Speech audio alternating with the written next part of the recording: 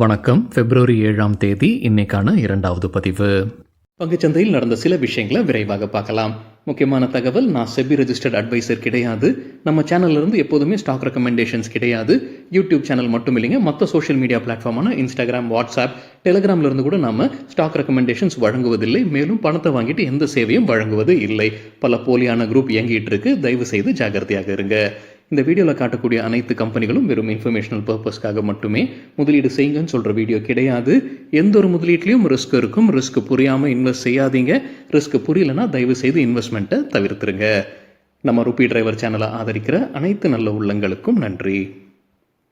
நம்ம market open ஆகிறதுக்கு முன்னாடி உலக மார்க்கெட்ஸ் எப்படி இருந்ததுன்னு பார்க்கும்போது நேற்று யூஎஸ் மார்க்கெட்ஸ் க்ரீனில் தான் இருந்திருக்கு.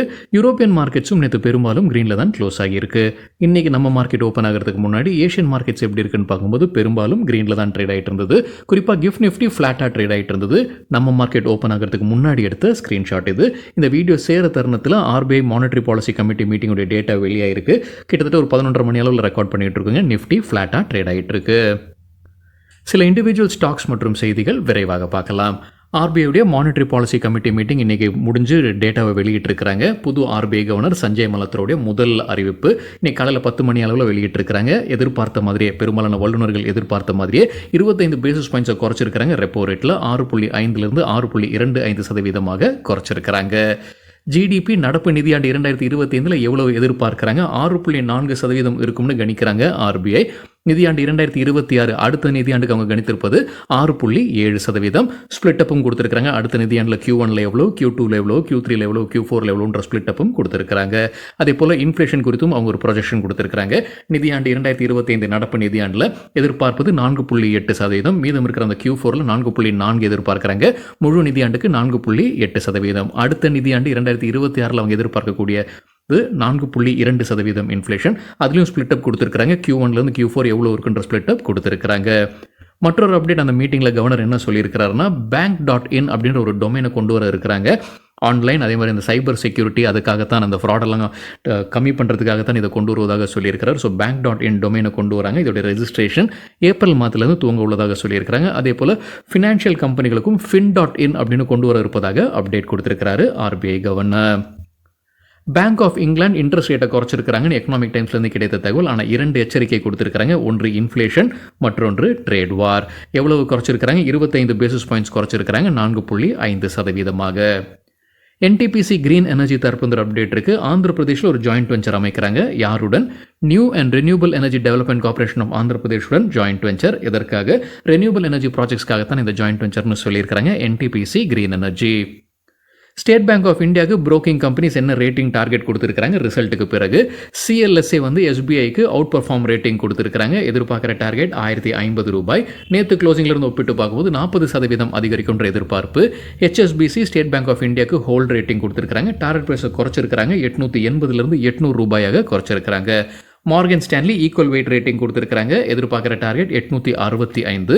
நொமுரா எஸ்பிஐக்கு பை ரேட்டிங் கொடுத்துருக்காங்க. எதிர்பார்க்குற டார்கெட் ₹1000 ஒரு ஷேருக்கு. பெர்ன்ஸ்டைன் எஸ்பிஐக்கு மார்க்கெட் அவுட் பர்ஃபார்ம் ரேட்டிங் கொடுத்துருக்காங்க. எதிர்பார்க்குற டார்கெட் ₹900 ஒரு ஷேருக்கு. மஹிந்திரா லாஜிஸ்டிக்ஸ் தற்போது அப்டேட் இருக்குது. ஏஷியன் பெயிண்ட்ஸுடன் ஒரு கான்ட்ராக்டில் வராங்க. என்ன கால அளவு, என்ன தொகைன்ற தகவல் கம்பெனி வெளியிடலை.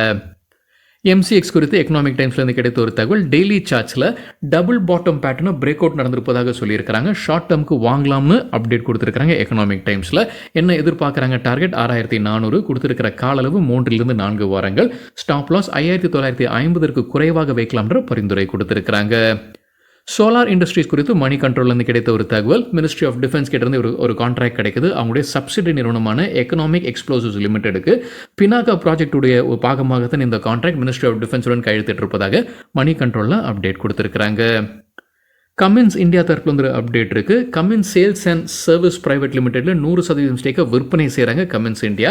யாருக்கு விற்பனை செய்கிறாங்க? PAL SVAM power solutions private லிமிடெடுக்கு ₹56.5 கோடி இந்த டிரான்சாக்ஷன் நடக்கு. இந்த விற்பனை செய்யக்கூடிய இந்த நிறுவனத்துடைய நிதியாண்டு 2024 ரெவென்யூ ஃப்ரம் ஆப்ரேஷன்ஸ் ₹13.29 கோடி இருந்திருக்கு. மேசன் வால்வ்ஸ் தரப்புல அப்டேட் இருக்கு. முதல் யூஎஸ் ஆர்டர் கிடைச்சிருக்கு. கிட்டத்தட்ட ₹32 கோடி. இன்னைக்கு இன்ட்ராடேல 6% அதிகரித்தது. ஆனால் இந்த வீடியோ சேர நேரத்தில் 3% ரெட்ல ட்ரேட் ஆகிட்டு இருக்கு.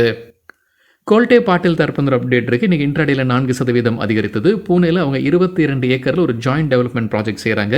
இது வழியாக கம்பெனிக்கு 4000 கோடி ரூபாய் வருவாய் கிடைப்பதற்கான வாய்ப்பு இருக்குன்னு அப்டேட் கொடுத்துருக்காங்க கோல்டே பாட்டில். ஜேகே லக்ஷ்மி சிமெண்ட் நேற்று குவார்டர்லி ரிசல்ட் அறிவிச்சிருக்காங்க. சிஎன்பிசி டிவி 8லேருந்து கிடைத்த தகவல். ப்ராஃபிட் கீழே போயிருக்கு. கிட்டத்தட்ட 60% இயர் ஆன் இயர் கம்பேர் பண்ணும்போது கீழே போயிருக்கு. 60.5 கோடி ரூபாய். ரெவன்யூ ஃப்ரம் ஆப்ரேஷன்ஸ் 1496 கோடி ரூபாய். இயர் ஆன் இயர் 12% விழுந்திருக்கு. ஐடிசிக்கு ரிசல்ட்டுக்கு பிறகு Morgan Stanley over weight rating கொடுத்துருக்காங்க. எதிர்பார்க்குற டார்கெட் 578. நேற்று க்ளோசிங்லேருந்து ஒப்பிடும்போது 30% அதிகரிக்கும்ன்ற எதிர்பார்ப்பு. JP Morgan overweight rating கொடுத்துருக்காங்க. ஐடிசிக்கு எதிர்பார்க்குற டார்கெட் 505 ரூபாய். பாரதி ஏர்டெல் குறித்து மணி கண்ட்ரோல்லேருந்து கிடைத்த ஒரு தகவல். அவங்க டெலிகாம் டவர்ஸை இண்டஸ் டவர்ஸ்க்கு விற்பனை செய்கிறாங்க. கிட்டத்தட்ட 12,700 டெலிகாம் டவர்ஸ். ஒட்டுமொத்தமாக 2174 கோடி ரூபாய் ஃபண்ட் ரைசிங் பண்ணுறாங்க. இது வழியாக இண்டஸ் டவர்ஸ்க்கு விற்பனை செய்வதன் வழியாக மணி கண்ட்ரோல்லேருந்து கிடைத்த தகவல். பாரதி ஹெக்ஸாகாம் நேற்று குவார்டர்லி ரிசல்ட் அறிவிச்சிருக்காங்க. சிஎன்பிசி டிவி 8லேருந்து கிடைத்த டேட்டா. நெட் ப்ராஃபிட் 261 கோடி ரூபாய்.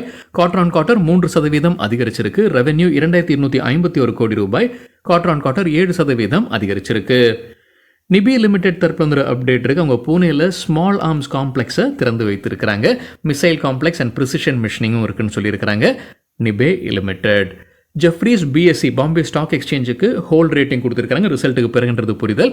எதிர்பார்க்குற டார்கெட் 5250. கோல்ட்மன் சாக்ஸ் பிஎஸ்சிக்கு நியூட்ரல் ரேட்டிங் கொடுத்துருக்காங்க. எதிர்பார்க்குற டார்கெட் 5650 ரூபாய்.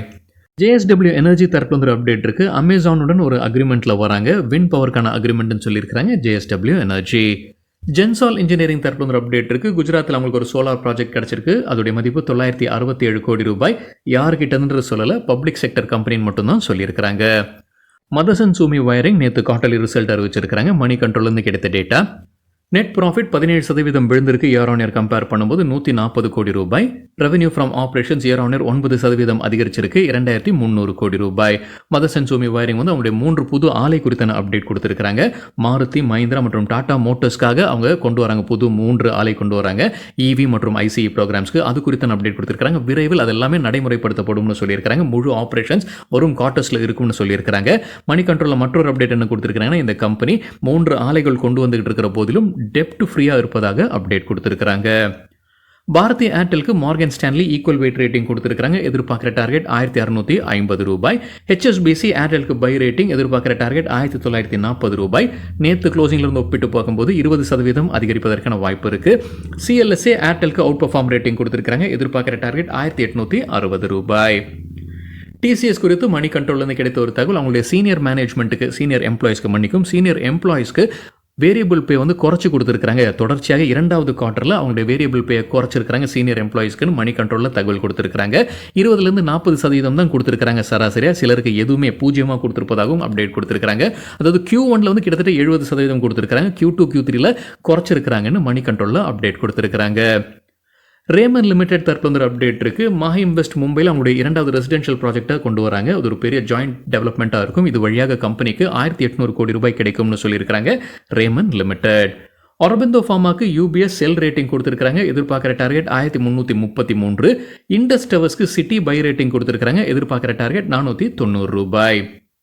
பிரைட்காம் குரூப் குறித்து மணி கண்ட்ரோல்லேருந்து கிடைத்த ஒரு தகவல். செபி அபராதம் விதிச்சிருக்காங்க. கம்பெனியுடைய ப்ரொமோட்டர்ஸ், முக்கிய பதவியில் இருக்கக்கூடிய ஆட்கள், கம்பெனி மீது எல்லாமே செபி அபராதம் விதிச்சிருக்காங்க. ஒட்டு மொத்தமாக 34 கோடி ரூபாய் அபராதமும், சிலருக்கு தடையும் விதிச்சிருக்காங்க. செக்யூரிட்டிஸ் மார்க்கெட்லேருந்து 1 to 5 ஆண்டுக்கு இந்த தடை இருக்குது ஒவ்வொருத்தருக்கும். சுரேஷ்குமார் ரெட்டின்ற சேர்மன் மற்றும் மேனேஜிங் டைரக்டர் ப்ரொமோட்டராகவும் இருக்கிறாரு. அவருக்கும் இந்த அபராதம் போட்டிருக்காங்க. ஒரு ஹோல் டைம் டைரக்டருக்கும் போட்டிருக்காங்க. முன்னாள் சிஎஃப்ஓ, முன்னாள் இண்டிபெண்டன்ட் டைரக்டர்ஸ்க்கும் இந்த அபராதமும் தடையும் விதிக்கப்பட்டிருப்பதாக சொல்லியிருக்கிறாங்க மணி கண்ட்ரோல் செய்தியில். பொனான்சா போர்ட்ஃபோலியோ சில ஸ்டாக் ரெக்கமெண்டேஷன்ஸ் கொடுத்துருக்காங்க. எக்கனாமிக் டைம்ஸ்லேருந்து கிடைத்த தகவல். காவேரி சீட்ஸ்க்கு buy rating target 1050, stop loss 950. Aarti இண்டஸ்ட்ரீஸ்க்கு buy rating target 520, stop loss 440. சரிங்க, இதுதான் சில விஷயங்கள் என்னுடைய பார்வைக்கு எட்டியது. நன்றி, வணக்கம்.